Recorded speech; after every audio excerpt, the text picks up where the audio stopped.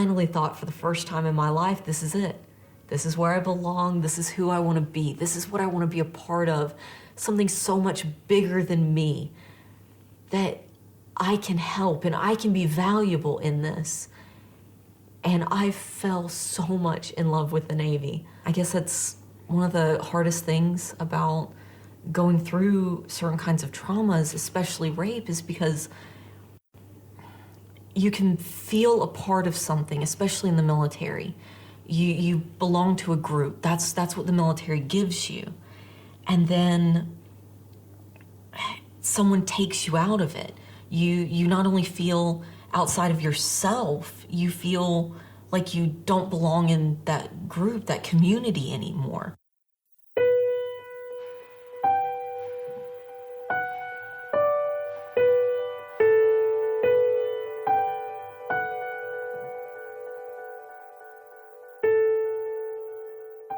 But honestly, one of the things that's so surprising for a lot of people is when it happens, you almost feel like people are coming out of the woodwork to tell you, this happened to me too. And I think that's what surprises people, because you can throw out as many statistics as you want, but the second after it happens and these people that you've known for months tell you, yeah, that happened to me when I was 16. Yeah, that happened to me when I was in A school. Yeah, that happened to me last year.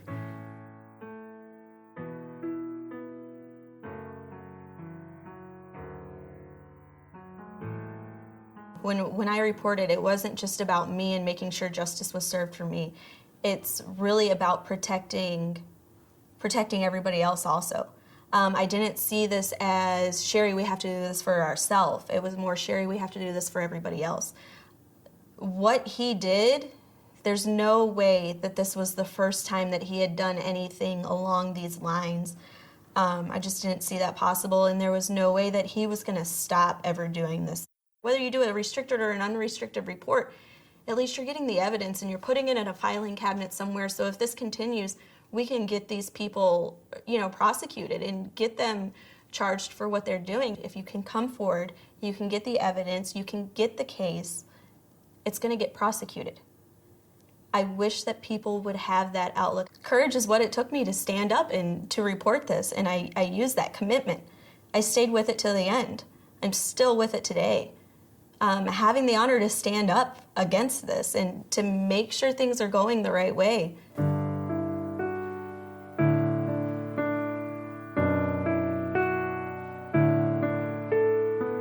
So me personally, the reasons why I didn't come forward when I did, there's quite a few of them, but the biggest one was I was the top dog at my command. I was the number one with everything, and the last thing that I wanted was anybody looking at me negatively. And I was really worried that it was a he said, she said, and that if he looked better than me at his command, then they were gonna side with him.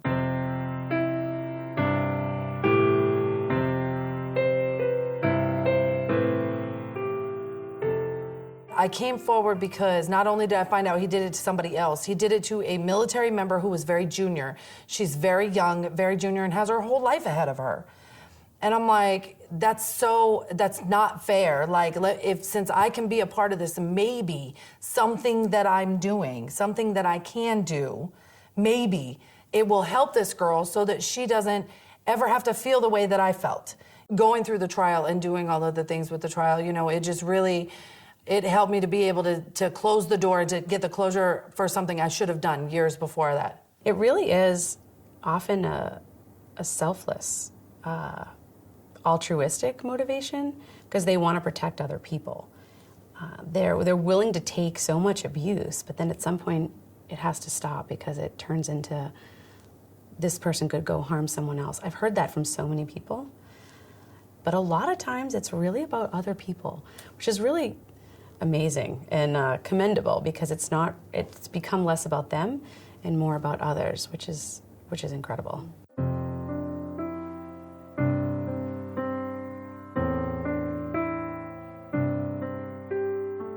I met Courtney, and I was so nervous.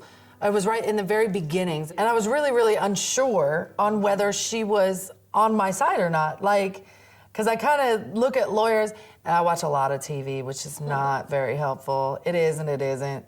But I'm like, you're a lawyer. I don't know, because of the position that she's in. So I was very cautious initially when I met her, and it was only a few minutes. It only took a few minutes for me and her to just warm up to each other, and just were able to talk about everything.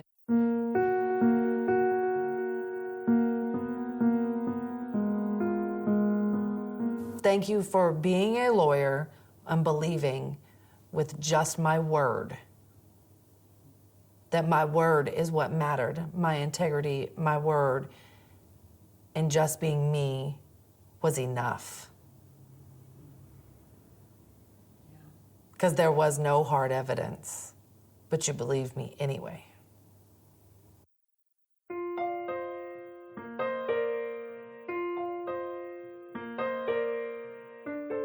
If I just go into a meeting with them and I'm rushed, or I'm, harried, or I only have, I'm just going to get done what I need to get done to check my boxes, and, say I met with them and I've done just think it's a waste of time.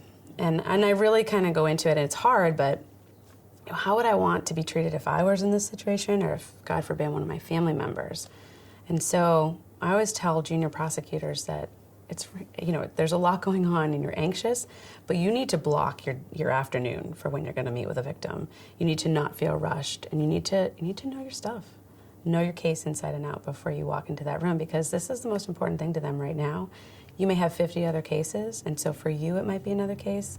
You need to close your door, take 20 minutes, refresh yourself, and be there for them.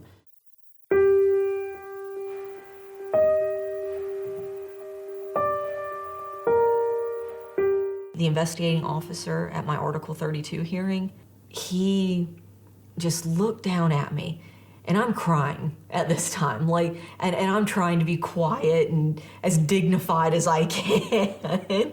And I just remember sitting in that witness box, and he just looks at me and he says, "Sweetheart," I know he didn't mean anything by it, but try to curb the condescension a little bit, maybe, miss, or you know what? Be really helpful. Call me shipmate. Just looks at me and goes, "Sweetheart, are you sure this wasn't all just a tragic misunderstanding?" Tragic misunderstanding. Oh, I'm gonna hear that phrase for the rest of my life, probably, because that's not what anyone wants to hear. That is the sweetest equivalent of "I don't believe you. I think you're just confused or lying, and I'm trying to give you an out." I think if a person doesn't feel trivialized, or that they're wasting someone's time, they're more likely to participate in the process. They're more likely to stick with it. If they know that you're dedicated to completing your job correctly, they're more likely to stay in it and continue to cooperate. And ultimately, that's what our goal is. We want to eliminate sexual assault from the ranks. It can be a very difficult topic to talk with someone. You're really asking someone to open up and give you very personal details about some very traumatic event that occurred in their lives. So developing that trust is of the utmost importance. Someone has to know that they'll be able to divulge those details, that their privacy will be respected, and that they're going to have a professional person listening, and trust in the system, really, that I'm going to do my job, that NCIS as an agency is going to do our job professionally and thoroughly to take care of the Navy's mission of investigating these crimes.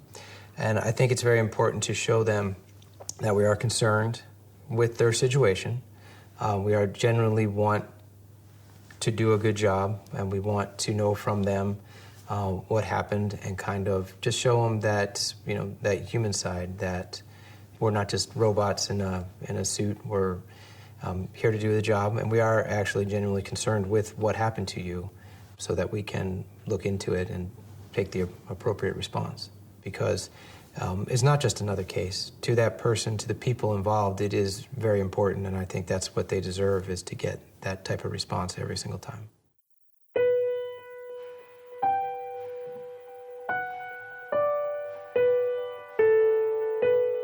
It is a day and night transformation when you become a survivor. Before my rape, I was stationed on the Frank cable with several good friends. After the rape, I became very closed in. I realized I couldn't talk to anybody. Anybody I tried to talk to, the command through several officers and senior chiefs made sure I couldn't. I constantly had a weapon on me. I was fearful to walk aboard my own ship. And I was fearful to see what the next day would bring because no one had my back.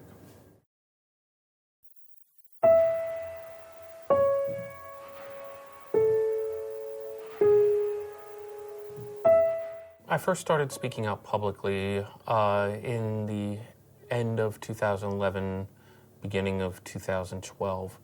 I had been virtually silent for most of a decade. The first place I spoke publicly was a conference. I'd expected to see a proportion of male survivors, and in fact, I only saw very, very few.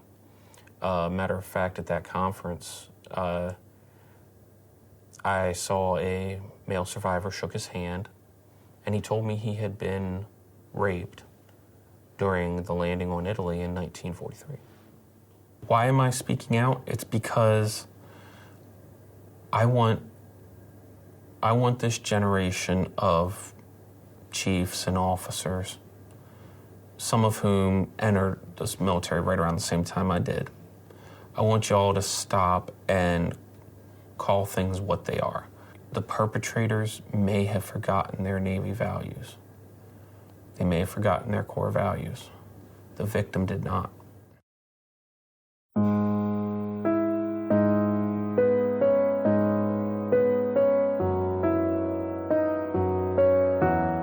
I think people aren't getting as angry as they need to at the blue on blue perpetrators, which means the people that are in the military that are assaulting people that are in the military. The question always still comes up, are you sure that was assault? Are you sure that's how it really happened? What were you wearing? Were you drinking? Those questions are still coming up when it really should be an absolute fury at this person that it was supposed to be in our ranks and supposed to be our brother or sister that would do something like that to one of our own.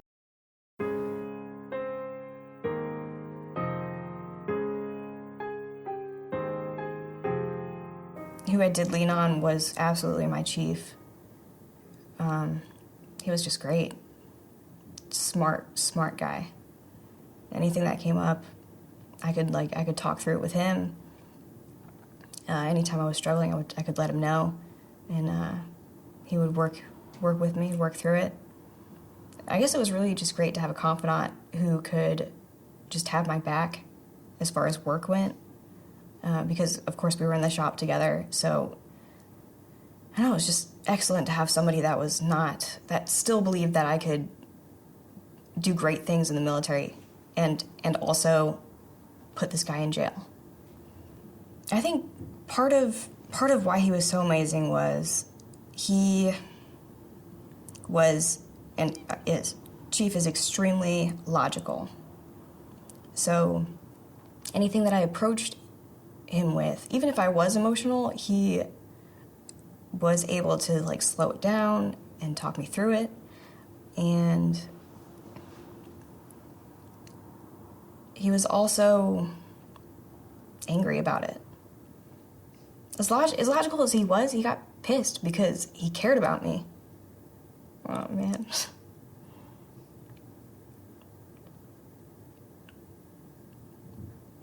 Yeah. And he never stopped giving me responsibility. He still had a career path for me. I guess he just knew it was important.